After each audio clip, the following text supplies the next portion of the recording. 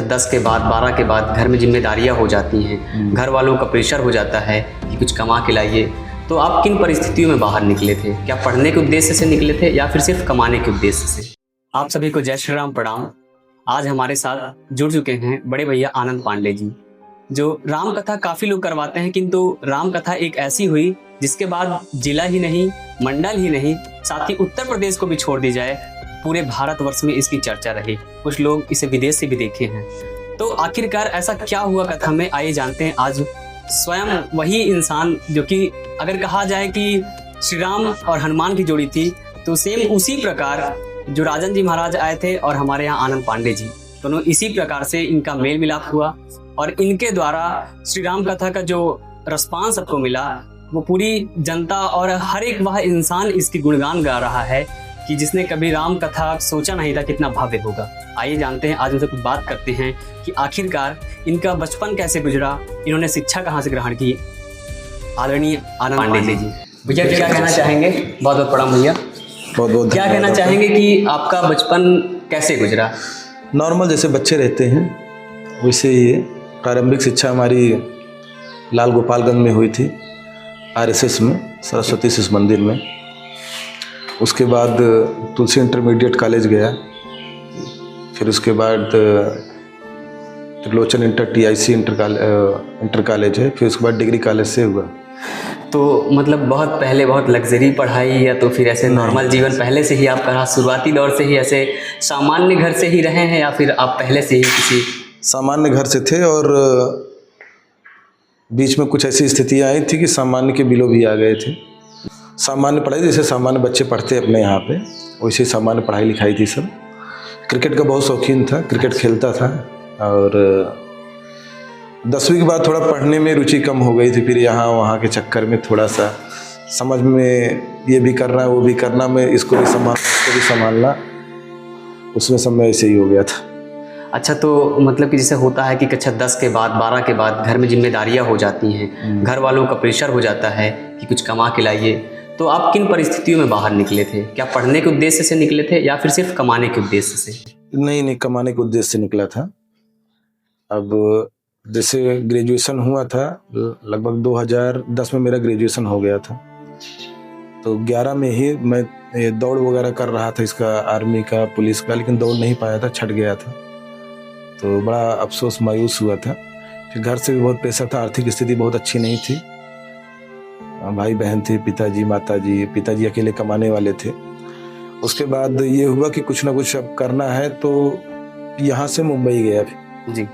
अब मुंबई में 7,500 की नौकरी से स्टार्ट किया। 2012 की बात है, बहुत दिन हुआ नहीं, 12-13 साल हुए हैं। फिर धीरे धीरे करते गए। ये था, जीवन में था कि बस अब काम ही करना है, दूसरा कुछ लक्ष्य ही नहीं बचा। अच्छा, तो जब आप 2012 में पहली बार कमाने गए तो किसी के माध्यम से गए थे या फिर ऐसे ही बस निकल पड़े थे कि अब चल दिए हैं, देखते हैं कहाँ जाते हैं? नहीं, कोई माध्यम नहीं था। अब 7,000 रुपये की नौकरी, 7,500 तो कोई माध्यम से तो इसके लिए तो कोई जाएगा नहीं, वो भी मुंबई जैसे सिटी में। जी बिल्कुल। तो जो आप बता रहे हैं कि 7,500 रुपए से, और इसे कोई गिनती नहीं है कि 7 करोड़ कहें कि कितना कहें, आज जो भी आपकी आर्थिक स्थिति मजबूत है, तो इस 7,500 रुपए से कैसे, मतलब इतना ज्यादा कैसे बढ़ गए? क्योंकि ऐसा है, लोग जीवन गुजार देते हैं, 7,000 से वो 70,000 नहीं पहुंच पाते। नहीं, देखिए, जब मैं 7,000 7,500 जो मेरा नौकरी में कर रहा था, तो मैंने कभी ये नहीं सोचा था कि मैं यहाँ तक आऊँगा, ये कभी दिमाग में नहीं था। मुझे ये था, मुझे काम करना है, अपने काम के प्रति बहुत लगाव था, बहुत प्यार करता था अपने काम को। अब काम इतना था कि जैसे आप मुझे आज राम कथा से आनंद पांडे जानते हैं जी, वैसे वहाँ पे रिलायंस कंपनी में काम करता, रिलायंस कैपिटल नाम लेते थे, तो मुंबई वाले आनंद पांडे नाम लेते थे रिलायंस कैपिटल। सेम यही सिचुएशन वहाँ पे भी था। जब आप अपने कार्य से प्रेम करेंगे तो कार्य कोई छोटा बड़ा नहीं होता, वो आपको धीरे धीरे वो आपसे प्रेम करने लगेगा। और ग्रेजुएशन किया था नॉर्मल, अपने यहाँ से ग्रेजुएशन था, बहुत अच्छे में नहीं थे रैंक्स वगैरह, नंबर वगैरह। मुझे उसके बाद 2015 में उन्होंने प्रमोट करके, मैं पहले डॉक्यूमेंट बॉय था, पेपर उठा के लेके जाके ऑफिस तक पहुंचाना था। 2015 में उन्होंने प्रमोट मैनेजर लेवल पे किया, ब्रांच मैनेजर का। तो उसके लिए योग्यता होनी चाहिए, आपको मिनिमम MBA करना होना चाहिए। लेकिन हमारा जो कार्य था, कार्य के उस पे भरोसे पे उन्होंने प्रमोट किया था। काफ़ी मतलब अच्छा कार्य रहा है। बहुत, मैं दूसरा कुछ करता ही नहीं था, मेरे दिमाग में केवल मुझे जैसे राम कथा थी तो मैं पूरे 2 साल से जिस दिन कथा लिया था उस दिन से जब तक कथा हुई नहीं, इवन आज तक भी वही चल रहा है। मेरा जो कार्य रहता है चाहे छोटा हो बड़ा हो, वो नहीं समझना मुझे कि अब ये करूँगा, आज ये काम कर रहा हूँ मुझे 7,000, बहुत से मेरे इष्ट मित्र से मेरे साथ करने वालों को 15,000 मिला, कोई 20,000 मिला। जब उनका 50,000 हो गया तब मेरा 12,000 13,000 रुपये था। तो जब आप इस दौरान बढ़ रहे थे, धीरे धीरे निरंतर बढ़ते जा रहे थे, तो क्या आपको कभी डाउनफॉल नहीं महसूस हुआ कि आपको लगा हो कि सब कुछ छोड़ देना चाहिए, अब मेरे बस की बात नहीं है, अब मैं नहीं कर पाऊंगा? नहीं, ऐसा कभी नहीं लगा, और थोड़ा अभी लगता है। अच्छा। क्योंकि अभी जिम्मेदारियां हो गई। कभी कभी हनुमान जी महाराज से बोलता हूँ आपन तेज संभारो आप है, क्योंकि समस्याएं अभी बहुत ज्यादा, लोगों की जिम्मेदारियां बहुत हो गई, लोगों को बहुत आशाएं हो चुकी हैं। अब आपका नाम सिर्फ एक नाम नहीं बन गया है, अगर कहा जाए तो एक ब्रांड बन गया है। आपको नहीं पता होगा, आपको बताएं कि अब माताएं अपने बच्चों का नाम आनंद करके रखती हैं। वो यह सोचती हैं कि हम आनंद नाम देंगे तो शायद हो सकता है कि परानुपुर वाले आनंद पांडे की कुछ छवियां हैं इनके अंदर आ जाएं। इस प्रकार से आपकी जो लोकप्रियता है वो बढ़ गई है। तो अभी आप जिस प्रकार से आप चल रहा है, आपका वर्तमान में सब कुछ बहुत बढ़िया है, तो आगे क्या लग रहा है कि आपकी वजह से कुछ लोग मोटिवेट होंगे, या आपने कोई ऐसा कार्य किया है जिसकी वजह से लोगों को आप प्रेरित कर सकें कि नहीं, आपके अंदर वो कैपेबिलिटी है, आपके अंदर वो क्षमता है, आप भी कुछ कर सकते हैं? क्या आपने कभी ऐसा मैसेज दिया? और नहीं दिया है तो आज जरूर दीजिए, क्योंकि 7,000 से आपने बहुत बड़ा आर्थिक विस्तार कर दिया है, तो लोगों को थोड़ा सा। अभी जब से कथा हुई, जब से लोग मुझे जानना स्टार्ट किए हैं, बहुत से लोगों में सुधार आया। बहुत से लोग मुझे मिलते हैं कि भैया मैं पहले कुछ नहीं करता था, लेकिन आपको देख के मैं जॉब करने लगा, मैं काम करने लगा। भैया मैं पहले पूजा पाठ नहीं करता था, आपको देख के मैं पूजा पाठ करने लगा। बहुत से लोग मिलते हैं, मतलब अभी 1,000 2,000 5,000 लोग मुझे मिल चुके हैं, सब ये बोलते हैं। उसके साथ साथ और एक सबसे बड़ा सुधार ये आया जो कथा से। पहले कथाएं, जब बड़े बजट की कथा होती थी, बड़ा कथावाचकार है तो लोग 4-6 पोस्टर लगा देते थे चौराहे तिराहे या सिटी में, उसके बाद बैठ जाते, जिसको आना होगा आएगा, नहीं आना होगा नहीं। लेकिन जो अपनी राम कथा हुई परानुपुर वाली, उसके बाद जब देखा कि इतनी बड़ी कथा होने के बावजूद भी आदमी घर घर जाके मिले हैं, राम जी का संदेशा पत्र लेके घर घर पहुंचे हुए। अभी जितनी कथाएं हो रही हैं वो सब वो चीज कर रहे हैं, घर घर पहुंच रहे हैं, यूट्यूबर को बुला रहे हैं, प्रचार प्रसार कर रहे हैं, ये चीज बहुत अच्छा हुआ अभी। लेकिन उसके बाद भी कोई भी ऐसी कथा नहीं हुई है आपके बाद कि जो इतना फेम कमाई। क्या आपके ऊपर, अच्छा जब से ये कथा हुई है तब से आपको क्या लगता है, कोई ऐसी अंदर से कोई ऐसी शक्ति महसूस होती है कि आपको अलग से मिल गई हो राम कथा के बाद? हनुमान जी महाराज की शक्ति है, वो बहुत पहले से ही लगती है, क्योंकि मैं उनको ये भी हमेशा यही बोलता हूँ कि सब आपका ही लिया दिया है।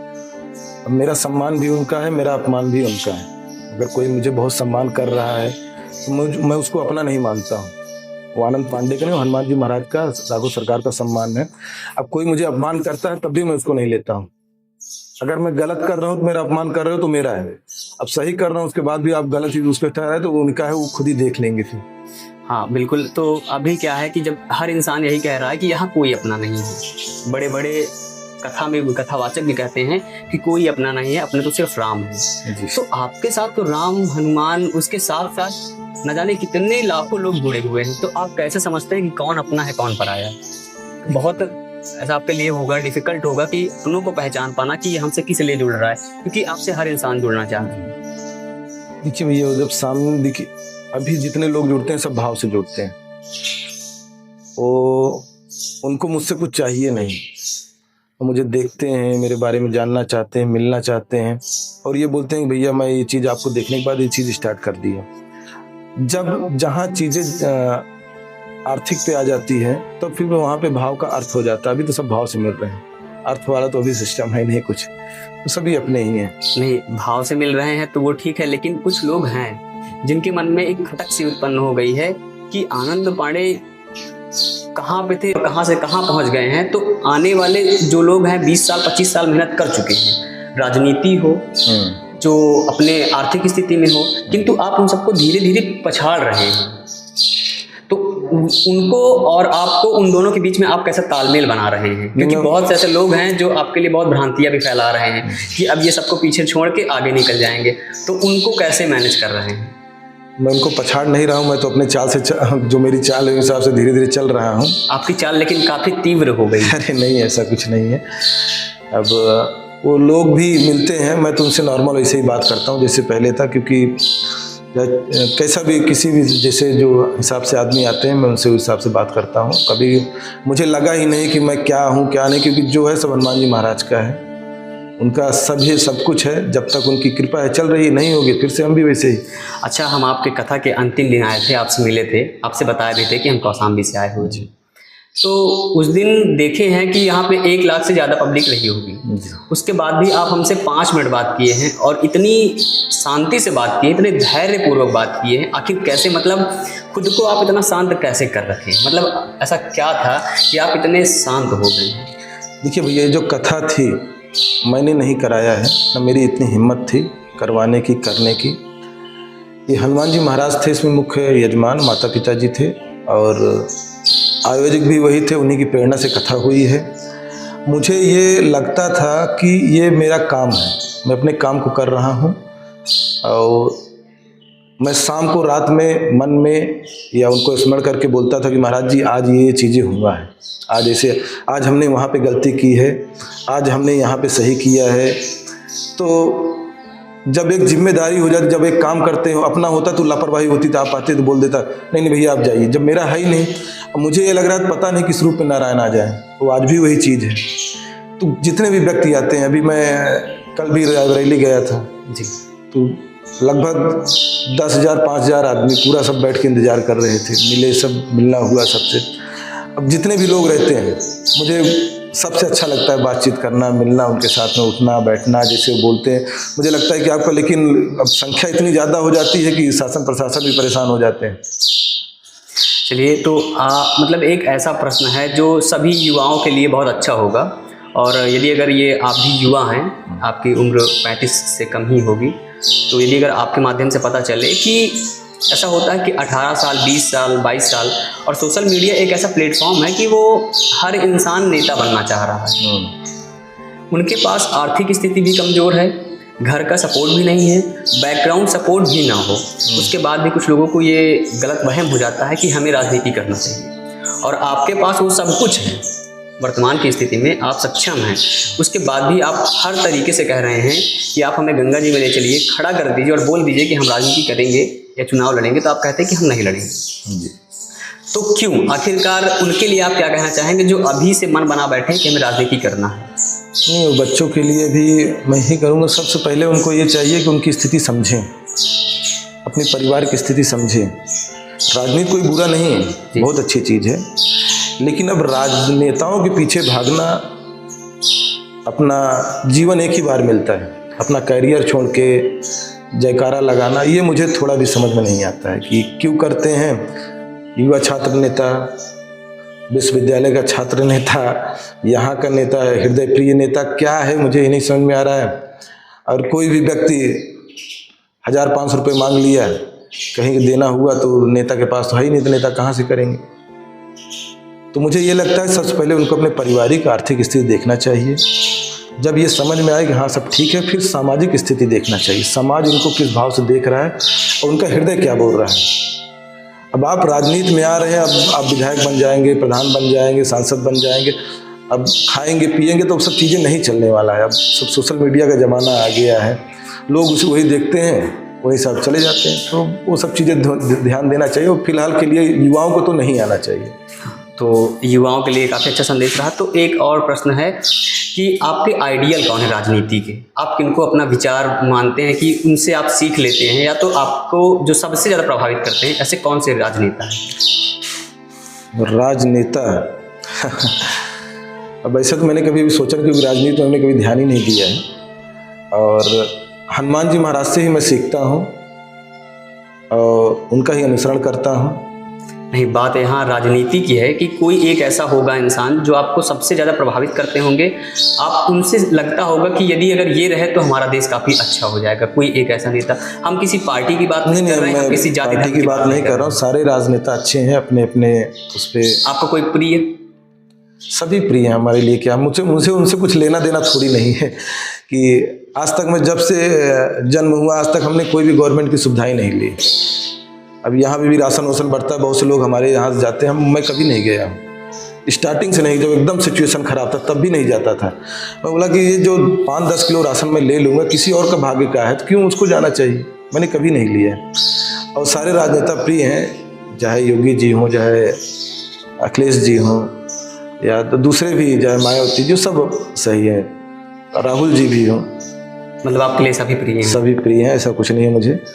और इतना ही है कि सब देश के लिए कार्य करें, जो अच्छा करेगा वो हमारा है। आप काफ़ी व्यस्त रहते होंगे, जो आपका कारोबार था, ऐसा होता है कि जब इंसान राजनीति में या समाज में कार्य करने के लिए जाता है तो जो उसका कार्य होता है, मान लीजिए उसका ऑफिस वर्क हो गया है या तो कोई भी ऐसा बिजनेस है, तो वो पीछे हो जाता है। जब आप समाज में निकलते हैं तो आप 1 घंटे के लिए निकले लेकिन आप 3 घंटे में वापस आते हैं। तो आपका जो कारोबार है आप उसको कैसे मैनेज कर रहे हैं? आप ही कर रहे हैं या फिर कोई और देख रहा है? नहीं, मैं ही मैनेज करता हूँ, पूरी टीम लगी रहती है काम करने वाली वहाँ पे। लेकिन जो आप बोल रहे हैं तो डिस्टर्बेंस तो होता ही जी। अभी कहीं बहुत सी जगह होती है जहाँ मुझे मीटिंग के लिए जाना होता, मैं जगह पे हूँ ही नहीं। अब सामने जिसको मीटिंग करना है वो मेरा इंतज़ार तो करेगा नहीं, मेरे जैसे 20 लोग मुंबई में घूम रहे हैं, उसको काम दे देगा। तो कहीं ना कहीं समस्याएं आ रही हैं और थोड़ा इसके बारे में सोच रहे हैं, क्योंकि अब यहाँ से इतने फ़ोन आते हैं कि महीने के 10-15 दिन यहाँ रहना होता है। अब वहाँ पे नहीं देखेंगे तो वहाँ पे गड़बड़ हो जाता है, तो थोड़ा सा भी चल रहा है, क्लियर हो जाएगा। अच्छा, एक सबसे महत्वपूर्ण और आखिरी प्रश्न है हमारा कि आप यदि अगर जो चीज़ आपके मन में चल रहा हो कि आप ये बनेंगे, आप नहीं कैमरे में बताएंगे लेकिन आपके मन में चल रहा होगा कि हम भविष्य में ये चीज़ जरूर बनेंगे, आप प्रधानमंत्री बन जाएं, आप मुख्यमंत्री बन जाएं, आप मंत्री भी बन जाएं, तो आपके मन में होगा ना कि मैं सबसे पहले वो कार्य करूंगा। तो जब आप अपने अनुसार उस लेवल पर पहुंच जाएंगे तो आप वो कौन सा कार्य होगा जो सबसे पहले करेंगे? हर घर में रोजगार सबसे पहले दूंगा, सबको स्वावलंबी बनाऊंगा, ये 5 किलो आटा और गेहूँ बंद कर दूंगा। जब वो कमाएंगे ना तो खुद देश पर टैक्स भरेंगे, देश की तरक्की होगी। उसके साथ साथ शिक्षा पे बहुत ज़्यादा ध्यान दूंगा। सड़क, बिजली, पानी है तो आएगा ही, हम विधायक सांसद रहे ना रहे हो तो आना ही आना है।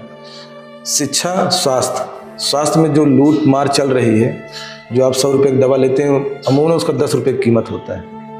ये तीनों चीज़ों में पहले मेरा वो रहेगा, फिर तो बाकी तो सब सारे सिस्टम सही चल रहे हैं। चलिए ठीक है, बहुत बहुत धन्यवाद आपका हमारे चैनल में। अंत में यही आपसे एक निवेदन है कि आप एक ऐसा मैसेज बताइए कि लोग जिस प्रकार से आप भक्ति भावना से जुड़े, उस प्रकार से लोग किस प्रकार से अपने भक्ति भावना से जुड़े। और क्योंकि लोग विचलित बहुत ज़्यादा हो रहे हैं, तो अपने धर्म से, अपने कर्म से, तो उन दोनों से कैसे जुड़ाव करें, बिल्कुल आपकी तरह। देखिए, जैसे लोग धर्म से विचलित हो रहे हैं, अब आप पढ़ाई करते हैं जी, फर्स्ट में आए, सेकंड में आए, थर्ड में आए, तो 15 साल लगेगा ना उसके लिए, जो आपके लिए ग्रेजुएट होने के लिए। अब आप सोच रहे हो एक मंदिर में गए और 1 लोटा जल चढ़ा दिया और हर समस्या का हल हो गया, तो ऐसा तो होने वाला है नहीं। और भगवान कभी ये नहीं बोलते कि आप मुझे जल चढ़ाइए तो परीक्षा में पास हो जाओगे, आप समृद्धि बढ़ जाएगी, ऐसा कुछ नहीं होता। अगर आप ये सोच रहे हैं, इससे ये होता है कि आप में जो आत्मविश्वास है वो बढ़ता है। अब क्या मेरे ऊपर नहीं आता कि आनंद पांडे जो चमक धमक देख रहे हो सब ऐसे ही चलता है? बहुत सी समस्या, हर रोज चैलेंजेस है, एक नहीं 20 चैलेंजेस आते रहते हैं। लेकिन ये है कि भरोसा है कि हमारे हनुमान जी महाराज हैं, क्योंकि मैं उनसे मैं मांगता नहीं हूँ कुछ, मुझे आप ये दे दीजिए, वो कर दीजिए, इतनी कृपा कर दीजिए। अब कथा हुई, आप देख लीजिए कैसी हुई है। मैं चाह के भी कराता तो ऐसी कथा होती, कोई भी कितना भी चाले, मैं दूसरी बार में अगर कथा होगी तभी ये भाव नहीं, भले उसमें 20 लाख पब्लिक आए, लेकिन ये चीज़ नहीं होने वाला है। आपकी अगली कथा भी होने वाली है जी, कब से है? 2028 में है, अभी डेट डिसाइड नहीं हुआ, लेकिन प्रपोज्ड डेट यह है कि वही करवा चौथ के अगले दिन से ही होगा। चलिए ठीक है, बहुत बहुत धन्यवाद भैया आपका। एक बार फिर से जय श्री राम, प्रणाम।